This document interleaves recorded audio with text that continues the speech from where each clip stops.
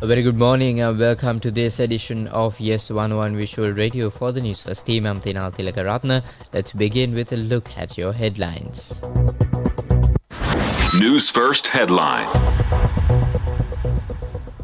Local government polls amid economic recovery would have resulted in tragedy, says President Ranil Wickremesinghe. 2 Sri Lankans among 6 missing after a fuel tanker capsizes off Oman. Sri Lankan workers and students safe in Bangladesh. Authorities monitor situation. Curfew in Bangladesh. Military on streets after 133 die in clashes.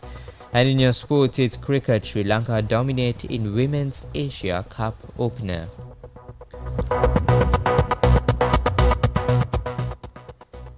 And in your top story, the Sri Lanka Bureau of Foreign Employment has assured that Sri Lankan employed in Bangladesh are safe amidst the deadly protest in the country.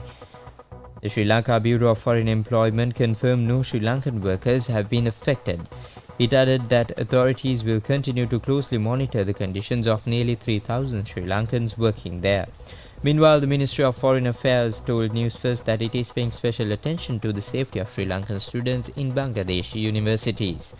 The Ministry of Foreign Affairs said that as of now, over 50 students are pursuing higher education in 3 universities in Bangladesh.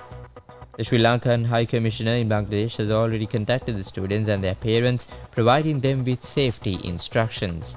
Additionally, 3 universities have been requested to pay special attention to the students' safety and welfare. The Ministry of Foreign Affairs said that no Sri Lankan students in Bangladesh are reported to have been affected by the ongoing wave of protests. Police has imposed a strict curfew with a shoot-on-sight order across Bangladesh as military forces patrolled parts of the capital yesterday after scores were killed and hundreds injured in clashes over the allocation of civil service jobs. The curfew began at midnight and was relaxed from noon to 2 p.m. for people to run essential errands. The demonstrations, called for mainly by student groups, started weeks ago to protest the quota system that reserves up to 30% of government jobs for relatives of veterans who fought in Bangladesh's War of Independence in 1971.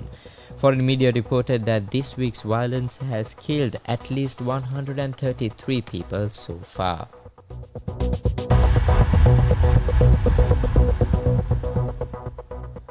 President Ranil Wickremesinghe said that if funds have been allocated to the local government elections, the country would have faced a tragic situation instead of focusing on economic recovery. The president emphasized that there was several critical areas that needed funding priority over the elections. Upon becoming president, I faced numerous challenges. The economy had completely collapsed, he said. The local government election occurred against this backdrop. However, there were insufficient funds to allocate for it. Many issues needed prioritization over that election, such as allocating money for importing medicine and fuel. Despite these challenges, President Wickremesinghe highlighted that the country's economy has been strengthened and moved forward on a solid foundation. The president expressed these views during a meeting with former heads of local government institutions yesterday. This meeting was organized in response to requests from local government representatives from across Sri Lanka.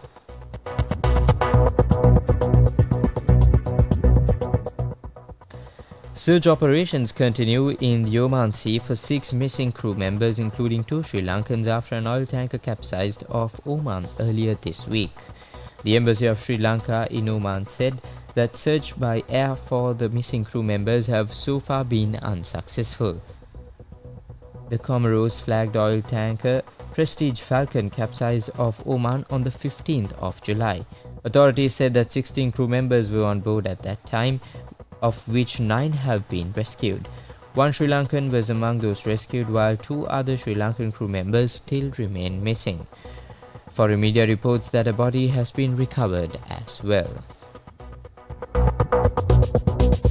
Sports news.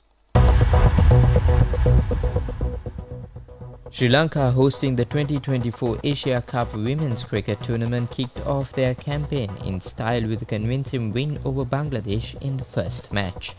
Played at the Rangiridambul International Cricket Stadium, the Sri Lankan team chased down a target of 112 runs with 17 overs to spare, losing just 3 wickets. Bangladesh, batting first, could only manage 111 runs on the board. Captain Nigar Sultana top-scored with an unbeaten knock of 48 runs, but the rest of the batting order failed to capitalise. Sri Lanka's bowlers kept things tight, restricting Bangladesh to a modest total. Openers Vishmi Gunaratne and Hasini Pereira provided a solid foundation for the Sri Lankan chase. Gunaratne, playing a stellar innings, scored 51 runs before departing.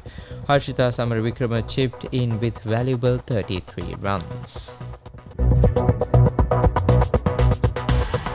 That's all the news we got for you on this edition of Yes 11 Visual Radio. For the Newsfirst team, I'm Tinal Tilkaratna.